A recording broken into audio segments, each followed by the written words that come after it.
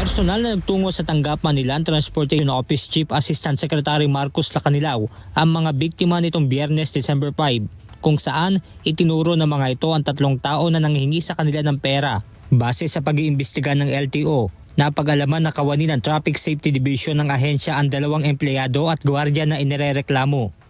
Humingi at tumanggap umano ng pera ang mga ito kapalit ng pagpasa sa eksaminasyon ng mga driver matapos ang seminar na kinakailangang pagdaanan bilang bahagi ng regular na proseso. Ano yung naglolokohan na tayo dito? O ngayon, sabihin ko sa'yo, tanggal ka sa LTO, may kaso ka ngayon. Nagre-reform tayo? Ang lakas pa rin ng loob ninyo?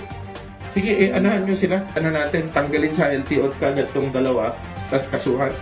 At ito, patanggal sa sosya. Kaugnay nito, inatasan na nila Lacanilao ang Intelligence and Investigation Division ng ahensya upang imbestigahan ang mga sangkot sa korupsyon sa loob ng LTO. Giit niya, hindi kukonsintihin ang ganitong irregularidad kung saan bahagi ng kanyang 7-point agenda simula nang maupo bilang LTO chief ang zero corruption, totoong serbisyo, wag negosyo at walang areglo. Benedict Samson, UNTV News and Rescue. Diyos ang aming sandigan, serbisyo publiko ang aming pinahahalagahan.